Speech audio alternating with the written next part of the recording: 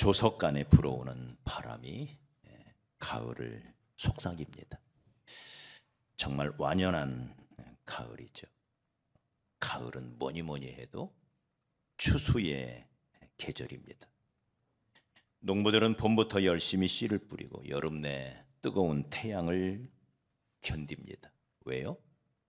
가을의 풍성한 열매를 바라기 때문이죠. 우리는 이 복된 가을의 한복판에서 우리에게 물어야 합니다. 나는 나의 신앙나무에는, 나의 인생 들녘에는 지금쯤 무엇이 익어가고 있나?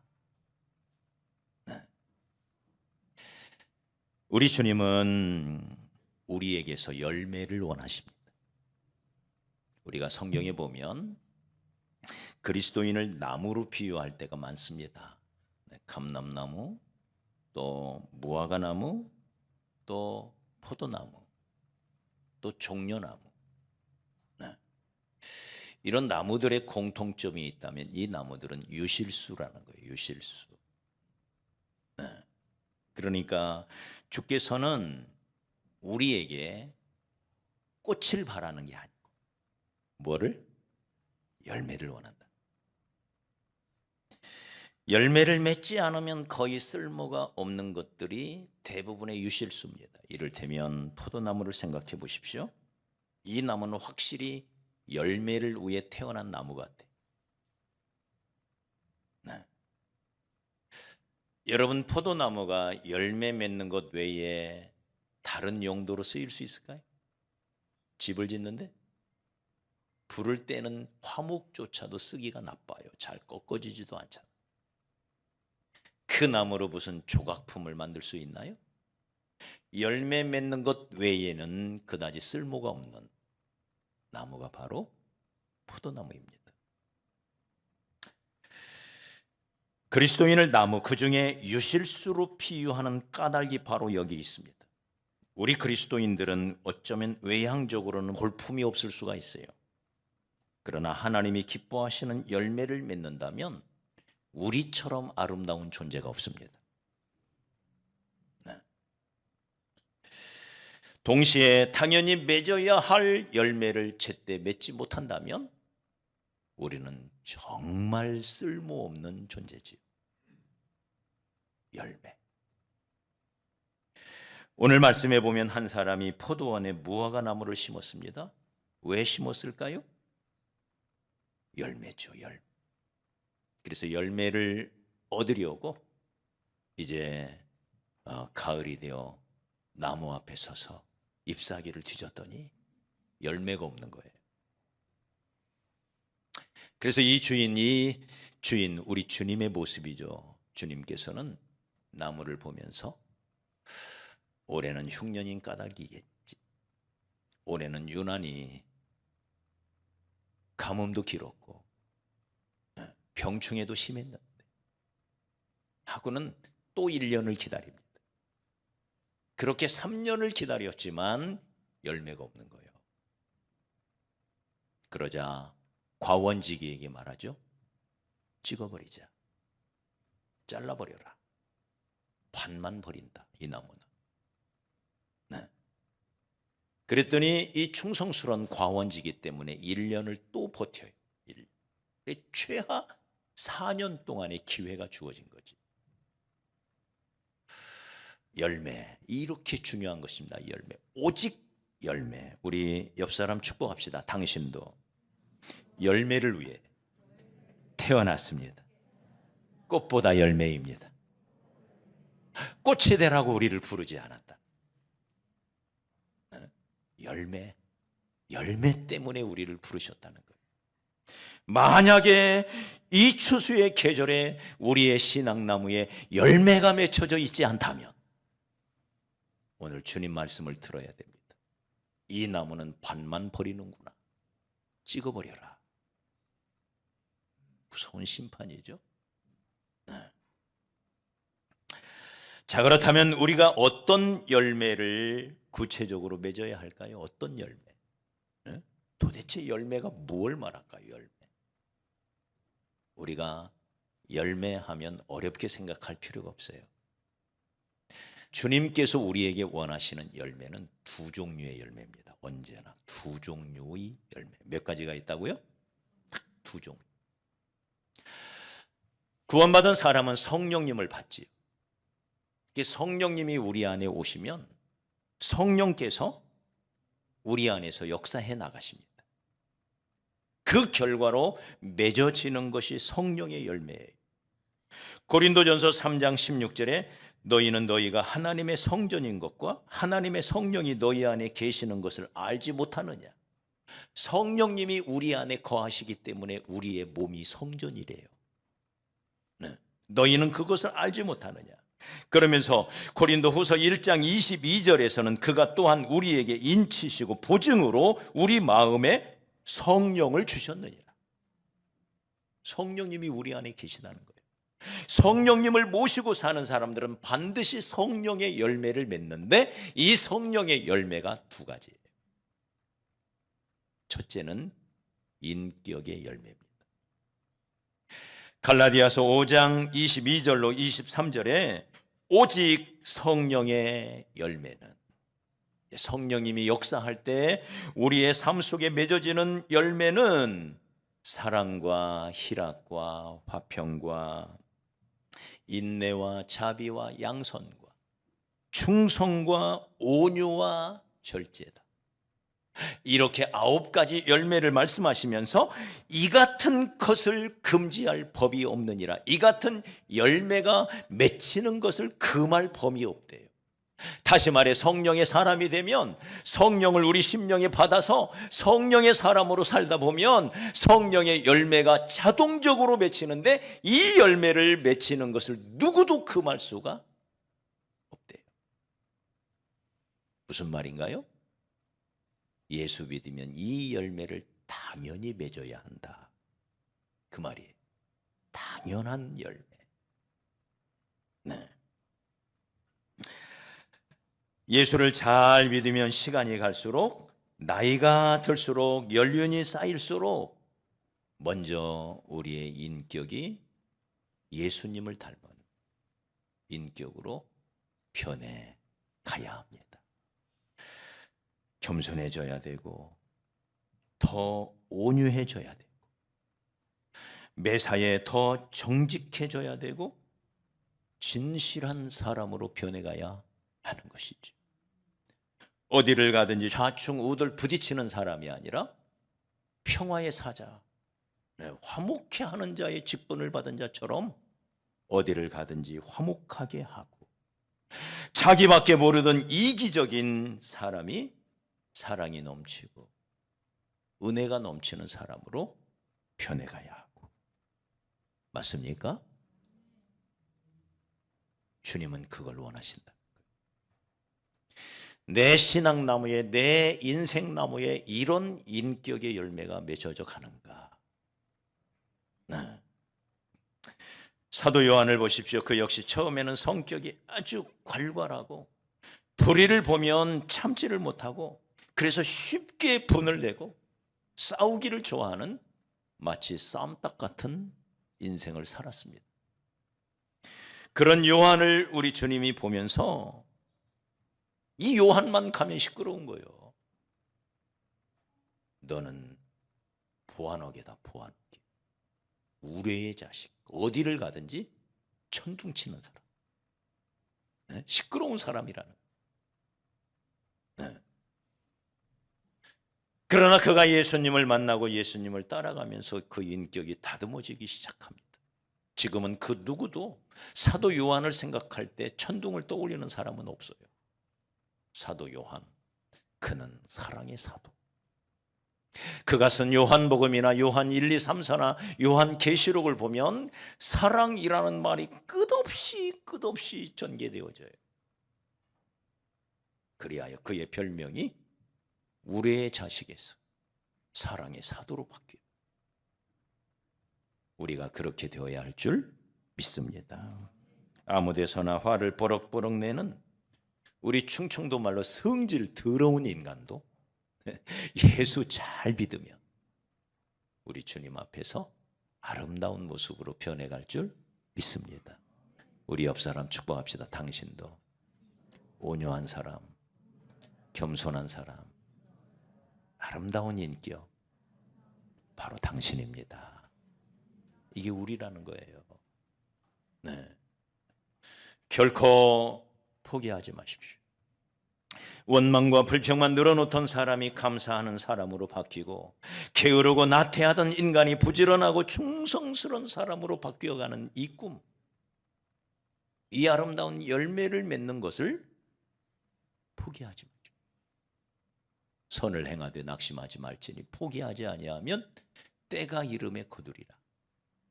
장차 내 인생나무에, 내 신앙나무에 이런 아름다운 인격의 열매가 주렁주렁 맺어질 것을 바라보면서 말씀으로 우리 자신을 다스리고, 성령으로 또 깎아가고, 기도 시간마다 우리 자신을 돌아보면서 깎고 또 깎고 빚어가고 또 빚어가는 그런 저와 여러분이 되어야 할 줄 믿습니다.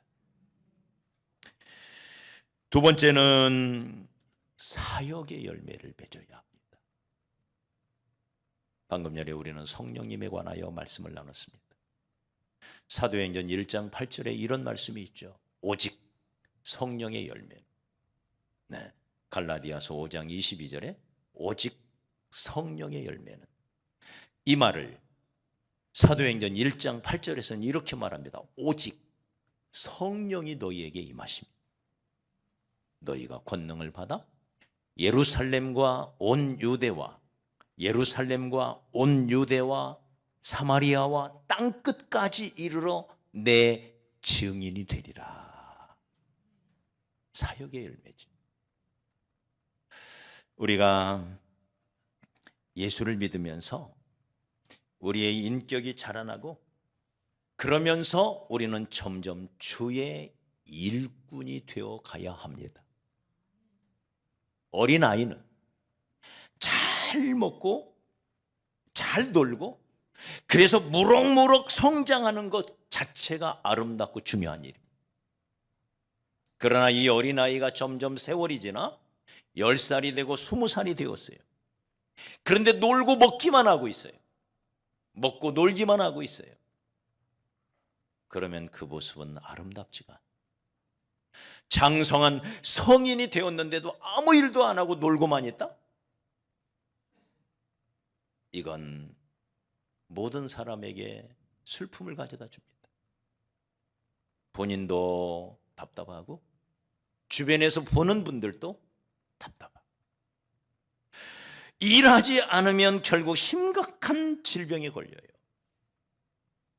영적으로도 마찬가지입니다. 때가 되면 우리는 점점 하나님의 일에 동참하는 하나님의 일꾼이 되어서 우리를 통하여 사역의 열매가 맺어져 가야 할 줄 믿습니다.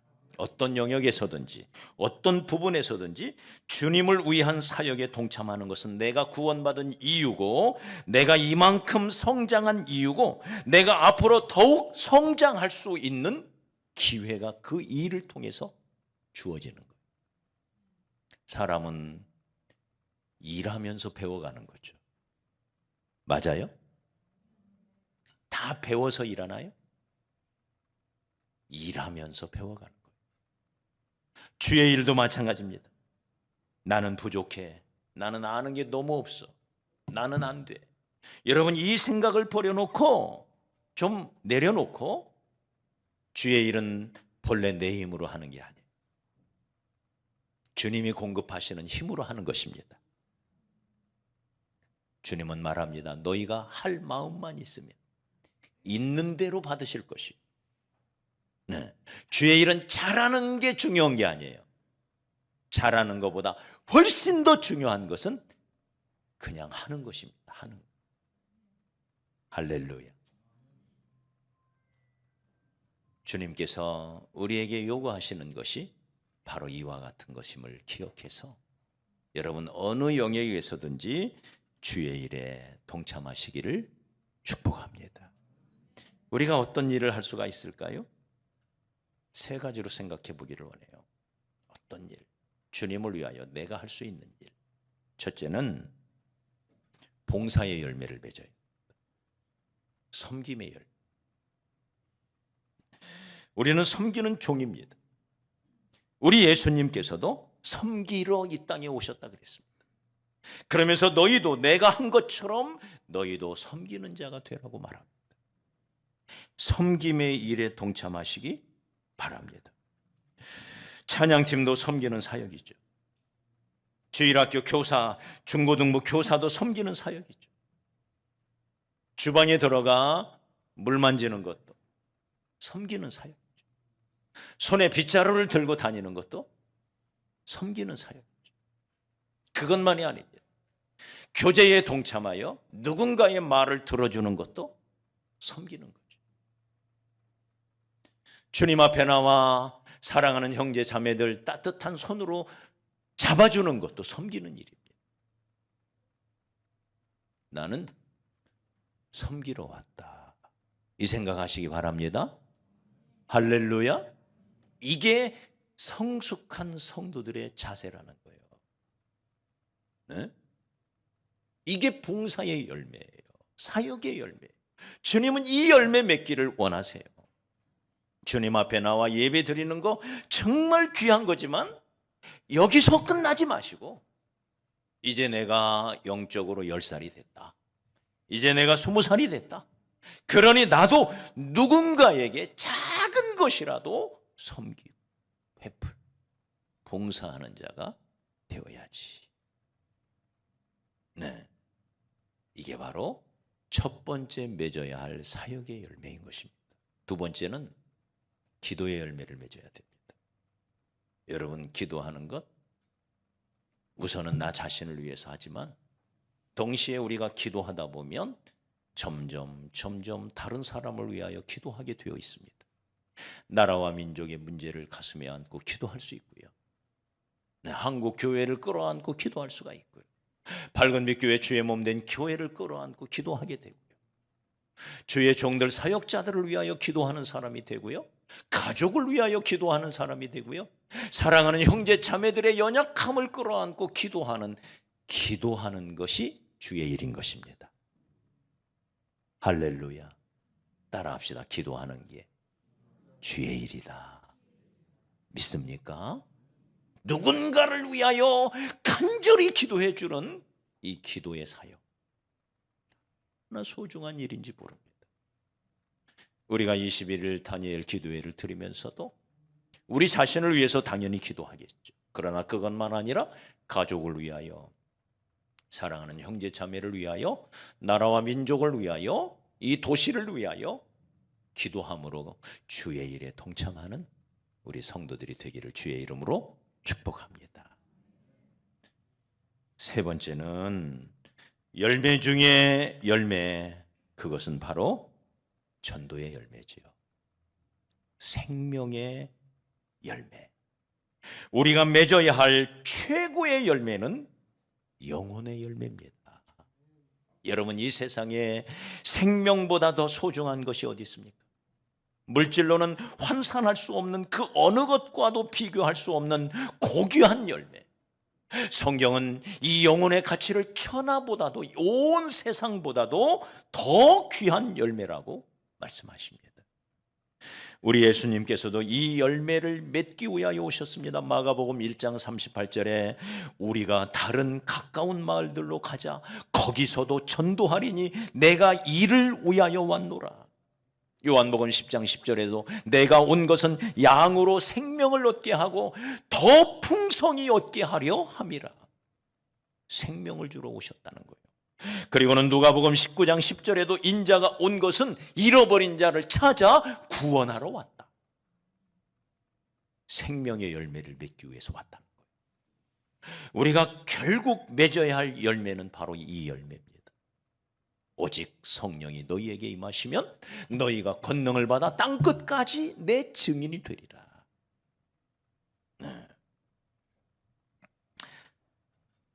이 가을에 우리는 어떤 열매보다도 고귀한 영혼의 열매를 따다가 주님께 바쳐야 할 줄 믿습니다. 동시에 하나님께서 우리에게 보내주시는 영혼들, 이 마음으로 섬겨야 됩니다. 최선을 다하여 섬기고, 손붙들어주고 축복하고 또 하나님의 말씀으로 양육하고 우리에게 보내주시는 외국인 친구들도 있지요. 여러분 외국인이라고 여기에 쉽게 오는 게 아닙니다. 쉽게 전도되는 게 아니에요. 어쩌면 더 어렵지요. 네. 소중한 영혼입니다. 소중한 영혼. 어제도 라오스에서 온 한 친구를 데리러 잠시 김포에 갔는데 거기에 2명의 친구가 있는 거예요. 그래서 되지 않는 말이지만 떠듬떠듬 그래서 너희들도 같이 가자. 내가 맛있는 밥 사줄게. 같이 가자. 네. 한참을 설득을 했더니 2 친구도 따라오더라. 새 영혼을 모시고 교회로 올 수가 있었습니다. 결코 쉽게 오는 게 아니에요.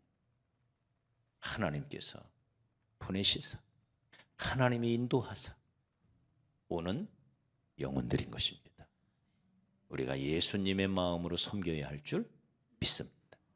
하나님의 마음으로, 예수님의 마음으로, 네, 정성을 다하여 우리가 섬길 때 우리를 통해서 하나님의 영광을 받고 우리를 통하여 생명이 또 다른 생명을 낳는다 하신 것처럼 생명의 열매를 주렁주렁 맺어 가게 될 줄로 믿습니다. 추수감사절이 있고 또 열린 음악회가 있습니다.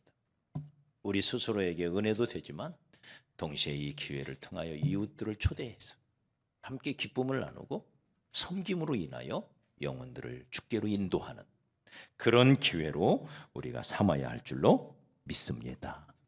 이런 열매를 맺지 못하는 것을 우리는 핑계할 수가 없어요. 때로 우리는 환경을 탓하고 다른 사람을 탓할 때가 있습니다. 내가 이렇게 된 거 너무너무 나쁜 환경 탓이 너무 환경이 안 좋아. 그러다 보면 우리는 여러 가지 우리의 삶 속에 많은 문제들이 생기죠. 여러 어려운 환경 속에서. 그럼에도 불구하고 주님은 그런 환경을 뛰어넘기에 충분한 은혜를 우리에게 주셨다는 거 아시나요? 어떤 조건도 어떤 환경도 뛰어넘을 수 있는 놀라운 은혜를 우리에게 주셨다는 거예요. 저는 오늘 이 말씀을 통해서 확신해요. 첫째, 이 나무가 결코 열매 맺는 걸 열매 맺지 못하는 것을 핑계할 수 없는 첫 번째 이유는 이 나무는 좋은 밭에 심겨져 있다.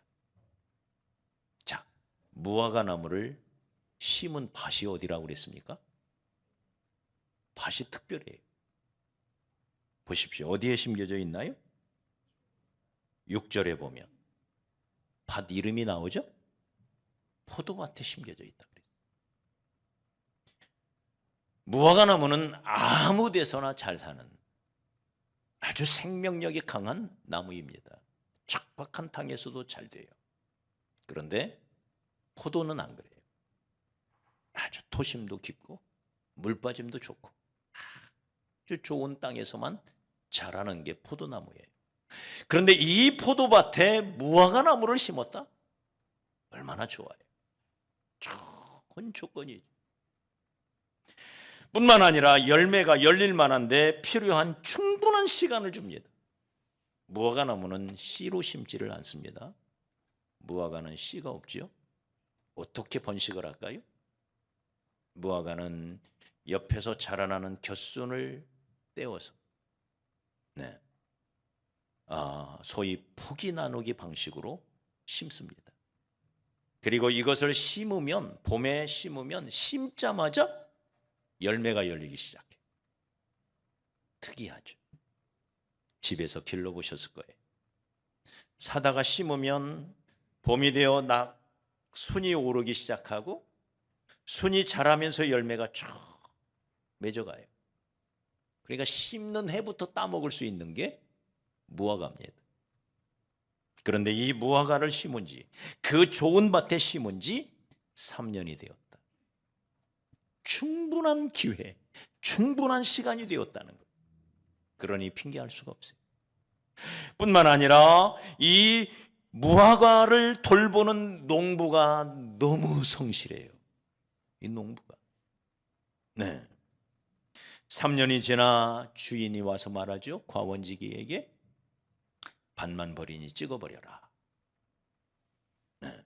그러자 이 농부가 말합니다. 8절에 보면 대답하여 가로되 주인이여 금년에도 그대로 두소서. 내가 두릅하고 거름을 줄이니 다 내 탓입니다. 내가 두릅하고 거름을 충분히 주겠습니다. 네. 그러면서 이렇게 말하죠. 만일 실과가 열면 이언이와 그렇지 않으면 찍어버리소서. 이 말 속에는 이런 의미가 담겨 있어요. 주인님, 내가 최선을 다하여 5월 1년 더 돌보겠습니다. 열매가 열면 좋지만 만일 그래도 열매가 맺지 않으면 주인님, 저는 차마 제 손으로 이 나무를 찍을 수가 없습니다. 이 나무에 대한 사랑을 보게 되죠. 네? 내가 이 나무를 내 손으로는 찍을 수가 없습니다. 네. 집에서 꽃을 키우고 나무를 키우시는 분들 함부로 막 버리기가 너무 어렵죠. 그만큼 정이 들었기 때문에. 네. 이 말 못하는 식물인데도 그래요. 내 손으로는 찍을 수가 없사오니 주님이 찍으세요. 이게 과원지기의 모습입니다. 그러니 여러분, 열매 맺지 못하는 걸 핑계할 수가 없다는 거예요. 그래서 여러분, 오늘 이 아침 우리가 우리 자신에게 다시 한번 깊이 물어야 됩니다. 주님은 열매를 원한다. 나에게 열매를 원한다. 그러면 내 신앙나무에, 내 인생나무에 어떤 열매가 지금 익어가고 있나? 열매를 맺지 못하면 나는 아무 쓸모없는 존재다. 주님은 오직 나에게서 열매를 원한다. 어떤 열매? 첫째는 인격의 열매. 예수 믿으면서 맺어가야 할 첫 번째 열매. 예수님을 닮은 사람이 되어져 가는 것. 할렐루야. 더 사랑하고, 더 온유하고, 더 너그럽고, 더 인내하고, 더 축복하고, 더 참아내고, 더 감사하고, 더 평화롭고, 더 축복하면서 살아가는 저와 여러분이 되십시다. 여전히 부족하고 연약하지만 결코 포기하지 않는 이 과원지기의 모습을 보면서 아직 나에게는 기회가 있구나. 주께서는 여전히 내게 놀라운 은혜를 주고 계시구나. 나의 아름다운 인격을 주님은 기대하십니다. 두 번째는 사역의 열매를 맺어가야 합니다. 주의 일꾼이 되어야 한다는 거예요. 주의 일에 동참해 가는 일꾼이 되어야 합니다. 무슨 열매? 첫째는 봉사의 열매. 여러분, 섬김에 동참하시기 바랍니다. 잘하느냐, 그건 중요하지 않다 그랬어요.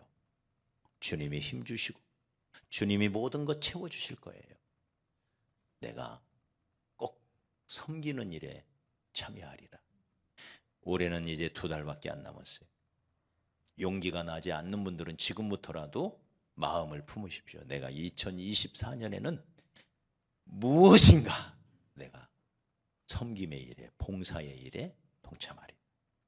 이렇게 마음을 가지시기를 바랍니다. 두 번째는 기도의 열매예요. 누군가를 위하여 기도해 주는 기도의 열매. 마지막으로 우리가 맺어야 할 열매는 전도의 열매입니다. 나를 통하여 누군가가 구원을 받고 내 심령 속에 누군가를 품고 기도하면서 그 영혼을 주께로 인도하기 위하여 힘을 다하고 수고하는 그런 저와 여러분이 되어야 할 줄 믿습니다.